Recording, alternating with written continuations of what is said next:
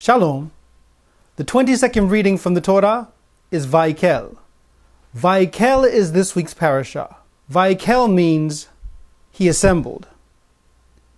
It comes from Exodus 35:1 to 38:9. Let's begin. In this Torah portion, it discusses how Moshe assembled the children of Israel and how Israel worked together to build the tabernacle. It begins, Moshe assembled the whole Israelite community and said to them, "These are the things that Elohim has commanded for you. For 6 days work is to be done, but on the seventh day the seventh day shall be your holy day, a Sabbath day of rest for the Most High." It is interesting how he was making the Sabbath to be specific. He was giving them a specific discipline for the Sabbath. Why was this necessary? Why was it necessary to say Sabbath after Sabbath after Sabbath in so many portions? Why was it so relevant, and why is it so relevant for them to make a special distinction of the Sabbath? Well, if we look at what was going on in their time, in Egypt, there was no Sabbath. In Egypt, they were working 7 days a week. They were enslaved to the people during that time period. And during that time period, the Sabbath was a day of work. There was no rest period. There was no time just to focus on Him. There was no time just to give to Elohim, the Most High, blessed be He, and focus specifically on His goodness, and focus specifically on His greatness, and focus specifically on what He was doing for the people. He wanted the day to be set apart. He wanted certain times of the year to be set apart.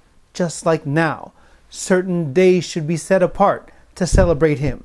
Certain days should be set apart to honor Him. Certain days beyond the general seventh-day Sabbath should be set apart to glorify Him. And we are not to forget. Verse 2 states, "Whoever does any work on the Sabbath must be put to death." This is clear. There is no question regarding the punishment for breaking the Sabbath. Whoever broke it was to be put to death. Now there are those that see this as harsh. Why must you put people to death for breaking the Sabbath? Remember, there were people living in a communal environment. They were living in a specific area where everyone associated with everyone else. If the person in the tent next to you chose to break the Sabbath, it would have an influence on you. It would have an influence on your neighbor. It would have an influence on the outsider, because if they can do it, why can't I? And that's how we end up where we are now. Because people chose not to keep it, then sin creeps in. Then other issues creep in. All because we choose not to honor the Most High in keeping the Sabbath. A part of us dies when we don't keep the Sabbath. We choose not to focus. We choose to do our own thing. We choose not to celebrate. It's for us to set the day apart, just to cease what we are doing and celebrate fully with family, and celebrate with loved ones, and celebrate with those around us. Because if we choose to break it, it's, well, if we're breaking it, why can't they? Why can't the other guy? What kind of influence are you having? And how can you set the other days apart for the Most High if you can't honor His Sabbath by keeping it holy? Verse 3 says, "Do not light a fire in any of your dwellings on the Sabbath day." This is an interesting one, because the Orthodox Jews will not light a light on the Sabbath. They will not light a light in the synagogue. They will not light a light in their house. Now they will have a Gentile come in and turn off the light. They will have a Gentile come in and light the light. And if the light is already lit by someone else, they'll make use of it. But they themselves will not light a light. Maybe you've been into a hospital with a Sabbath elevator. An elevator where the lights were not lit on Sabbath, but also the elevator that stopped on every floor during the Sabbath. They don't want anyone to touch the light, to light the light on the Sabbath day. So for a 24-hour period, from sundown Friday to sundown Shabbat, the light is not lit, and it stops at every floor. So if you are a Jew going into the elevator, you don't have to touch anything. But if you think of it this way, maybe don't light a light is different from how we see it. Could this have to do with your attitude, not so much with lighting a light? Maybe it's not the physical ignition of an illumination. Maybe the illumination is inside. Because certain words used for lighting a light can be used numerous ways. If we take a look at the Hebrew says in 35 verse 3, "You will not ignite a fire in any of your settings in the day of the ceasing," which means you will not allow a fire to burn on the Sabbath. But it says clearly, Lo tevaru aish. Aish is a word that we cannot translate into the English language. So they tend to use this as fire. But it's also used for many other things. The verse says, not burn fire, all setting, day ceasing. We get the day ceasing part, but we're not sure if it's burn fire as in to ignite a fire, or it's burn fire as in to ignite yourself. Not so much burning, but maybe your attitude needs to be put in check. Maybe you are not to ignite. Maybe you are not to get mad. Maybe you are not to be furious. Maybe you are not to be upset with anyone on the Sabbath day. There are numerous ways to think about the text. And when we go back to the Hebrew, there are numerous ways to interpret the text based on what it says. Verse 4 reads, Moses said to the whole community, "This is what the Lord has commanded. From what you have, take an offering for the Lord, every one who is willing to bring to the Lord an offering of gold, silver, bronze, blue, purple, and scarlet, yarn, and fine linen." Think about it. Look at it this way. He wanted blue, scarlet or red, and purple.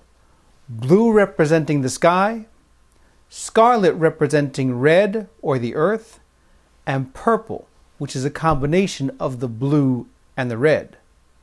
The purple is where we are. We are in the middle. The sky is above, the earth is below. It is for us to be between and keep calm at all times, honoring Him for creating the sky and honoring Him for creating the earth, and for us to be set in the middle, in a comfort zone as it were, where He can bless us with His covering and with His earth. Verse 7, ram skins dyed red, and hides of the sea cow, acacia wood, olive oil for the light, spices for the anointing oil, and of all the fragrant incenses, the onyx stones and other gems, to be mounted on the ephod and the breastplate. He knew who had these things because He gave them these things. He knew who was to build the tabernacle, for He put the skilled craftsmen in place to build the tabernacle. He knew who had the skills of working with gold, because He gave them the skills. He wanted a free will offering from the people to show that they were given the blessing from Him. Now they were to give it back. Not give their all, but give what was due Him so that He could dwell with them. Every part of the tabernacle, every part of this holy place had a special purpose so that He could dwell with them in time, so that He could come down and just spend time with them and worship with them. Think of it. The Ark of the Covenant, a gold rectangular box that contained the commandments, symbolizing a symbol of God's covenant, a symbol of the covenant of Elohim to be located in the most holy place. The atonement cover, the lid of the covenant, symbolized the presence of Elohim amongst the people. The curtain that divided the two sacred rooms from the tabernacle, the holy place from the most holy place, symbolized how the people were separated from Elohim because of sin. The table, a wooden table located in the holy place. The bread of the presence and various utensils were kept on the table. Bread of presence, 12 loaves of baked bread, one representing each tribe of Israel, symbolizing the spiritual nourishment that Elohim offers his people. The lampshades and lampstands, a golden lampstand or menorah located in the holy place, which held 7 burning oil flames, which held the oil which was created for such a time as this, symbolizing the presence of Elohim that was to be with them. The altar of incense, an altar in the holy place in front of the curtain, used for burning Elohim's special incense, and symbolic of the ascending prayers. The anointing oil, a special oil made with special olives, used to anoint the priest and all the pieces of the tabernacle, a sign of things being set apart, a sign of things being anointed, a sign of things being set apart and only used for this special purpose. To anoint something is to set it apart, to make it special for God's purpose. We tend to play with that, but if you use the anointing correctly, there is so much power in it. The altar of burnt offering, the bronze altar outside, the tabernacle used for the sacrifices, symbolized how sacrifice restored one's relationship with Elohim.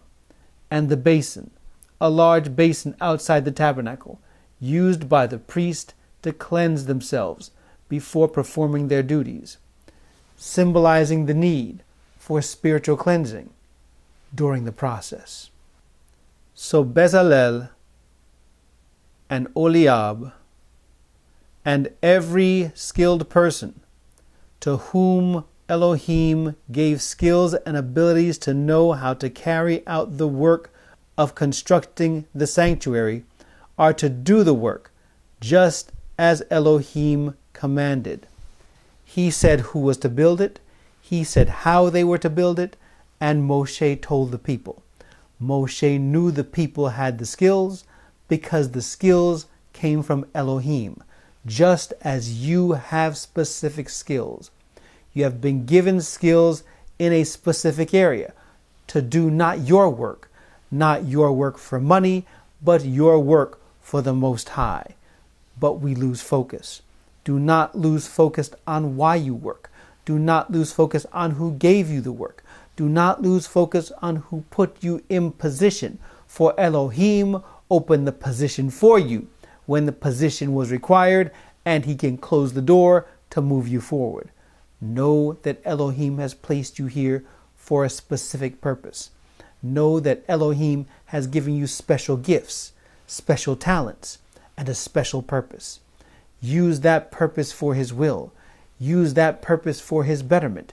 Use that purpose for his glory. And understand how blessed you will be by submitting yourself to the Most High continuously.